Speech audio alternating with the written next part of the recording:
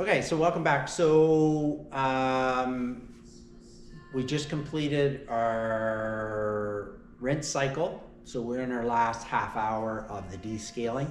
So the machine shut down. And the most important part, when you're working in the back, make sure you either unplug it or make sure you hit the GFI and hit the white button on the GFI to disconnect the power. Because even though you don't have the override key in, there's still power flowing through the back unless you unplug it or push the white button on the GFI. So what we're going to do right now is we're going to get rid of this descaling solution that is in the reservoir. So we're going to let that drain completely out. And I've also noticed, you know, we've got clean lines in the back, but because the water sits stagnant in here for the whole 6 months, I noticed there is a little bit of stuff building up in there. So I'm just going to take my clean line. I'm just going to run this up through and then pull this back. It may stick a little bit. If it does stick a little bit, so we're just going to do that.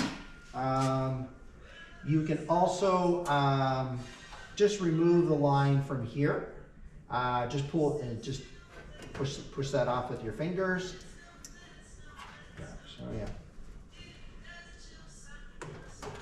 And then you can do it in the bucket there. I just got a bucket of water here down below.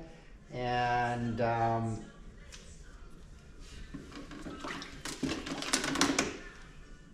it. Good. And it's also, when you're taking these things off, it's also important to try to put back the hose the way it come off, because it's already been stretched. So it makes it easier to get it back on. And that will be an important part on the next step. But I just use a wet cloth that helps move it on because your fingers are wet. So now what we're going to do is remove the pump, because the pump for us now is no longer needed, because we're going to hook back up to live water once we have this all cleaned up. So this will get unplugged here, and you'll plug these two lines back into your water regulator like that, and you will remove your line from here and secure your well, you won't secure it yet, but you'll remove the line. So you can get rid of this completely from your way, so it's not in the way and that type of thing. Now, for simplicity today, we're not hooked up live to water because we're in our storage facility. So I will continue to use the pump because I need to bring fresh water in. But typically you would unhook that and hook it back up to regulator, and then you'll hook in directly into your live line. In your instructions, it's talking about cleaning the pressure release line. So that's what we're going to do now. So we're going to remove this line that is in the very back. So it is attached. Let's see if I can move this ahead, and hopefully it's not. So it's attached to the back bottom of your water reservoir. It also I've already removed the hose from the front spigot. So that black spigot that sits right in the front that drips the water down your tray, I've already removed that. And it's also running over to a Y right here. So it's pretty simple. You just reach in, slide those off. Just use your fingers. If you need to, you can remove the whole reservoir and see. So for what I'm going to do right now to make it easier, I'm just going to remove the exhaust hose fan. It's because it's just pulling down on everything. So that's what we're trying to remove here. That's the overflow line for the water reservoir. So this is designed, if by chance the water reservoir didn't shut off, it would fill up, overflow down in through into your drip tray, down into your bucket, and then your water reservoir bucket float would then shut down. So there is the line. So you see all the sort of the black stuff there. That's just what it is the water sitting, that's after an espresso is done, it releases that little bit of pressure of water, and a lot of times it ends up just sitting kind of stagnant in there before it drips out into the drip tray. So basically all we're gonna do here, I'll put this back so you can see roughly what I'm doing, but all we're doing is, we'll take it to the sink typically in an office location. But what we want to look at doing is marking where we want to make sure we may put this end back on because it's already stretched out to the maximum. So I'm going to mark it with a V so I know that this end attaches to the bottom of the water reservoir. And that's to make sure, because it's already stretched, it makes it easier to get back on. Versus if you reverse it, it will work, but you'll just have to struggle a little bit. So basically, it's pretty simple. We're just going to put that in and use some soap and water. So what I have here, I got my little straw brush that we use for that. So I'm going to use that to get in here. And you put it right down in the water. You can put a little bit of soap on it. For simplicity today, I'm not going to do that because I just don't have the sink with me. So that's all we're doing. This is their big product line. And so I'm just pushing that through. Now, if you put a little bit of soap on this brush, it works really well. Now, the other thing with this, it's good to know, because it's sitting in the machine and there's product dropping down, so some of the coloration is actually just dry product that was sitting on the outside. It's not actually inside. So it's just dried on the outside. So you can see. So if we do it each 6 months, then a lot of times you won't even have to do that. So that is clean in the inside. There's a little bit of yellowness to it because this is an older machine. So the hose is older. So we can replace these if you'd like to. We've done that. So I'm just going to finish doing these.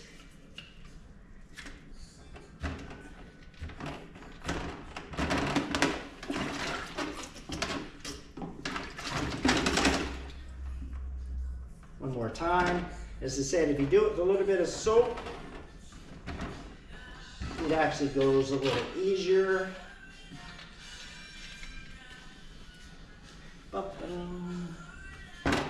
So if it's your hands are slipping, just grab a towel. See? So nice and clean. So that all that black stuff has come out. And I'm going to put a little bit of soap on. Not much, but I'm going to just show you sort of, see, and that's the black stuff. So just going to do a little soap in there. So just bringing it out.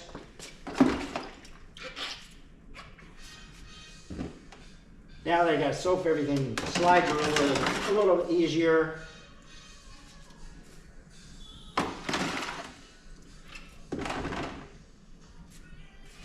There we go.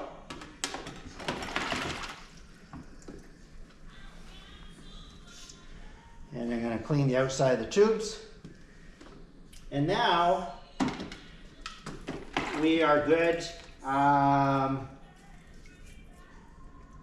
And I'm going to run this through one more time because I let it soak a little bit.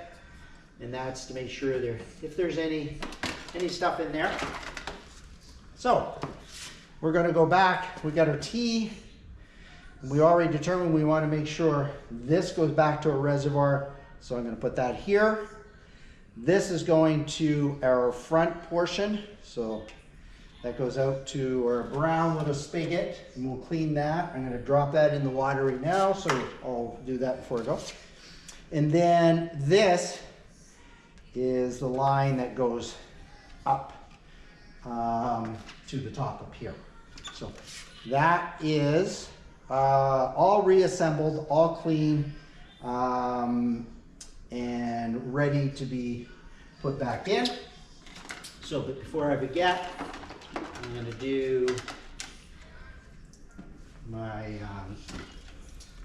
and then what you should have in here is we put a little brown rubber gasket in there, and that's to, not a gasket, little rubber, cut off piece of rubber hose.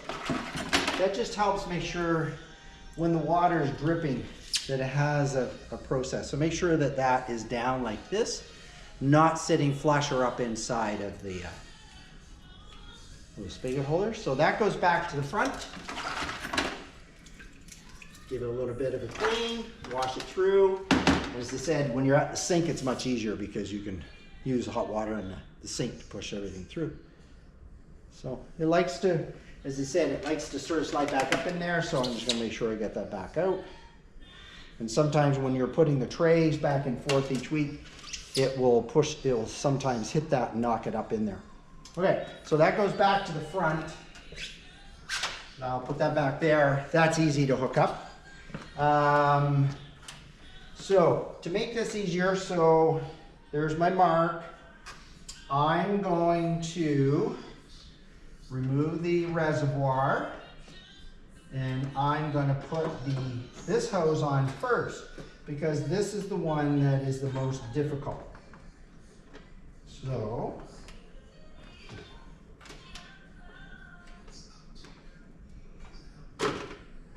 you can see sometimes, there. Now I got it started. So what I'm going to do is I'm going to use a cloth and just run it up, turn it up, so it's now fully on there like that. So I can bring this in a little bit so you can see what I'm doing in here. So it's now fully on. Now as you see, when you put this back in, it's not lined up, but that's not an issue, because what you can do, put this back in place on the back. When you're getting ready to put this in the back, then just do this so the hose doesn't twist. So see how easy that was? So we're going to go back in behind the suction pump.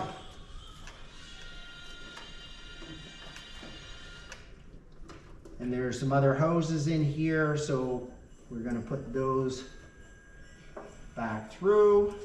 Just slide that out through the front hole. So that goes there. And then we're going to bring it up and reattach to this wide here.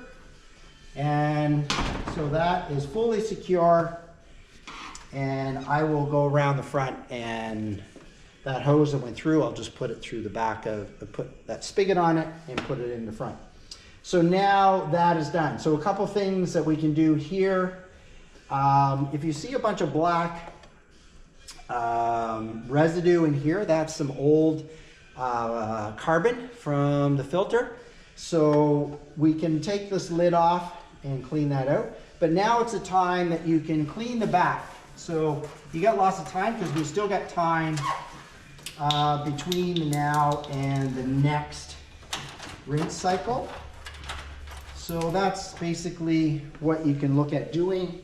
And we're all set. I'm going to make sure I put this back on. When you're putting these hoses back on, use your cloth. Get that slid on very well. And the test is pull it, and if it doesn't come off, then you got it on there properly. Good. We'll come back after everything else is done.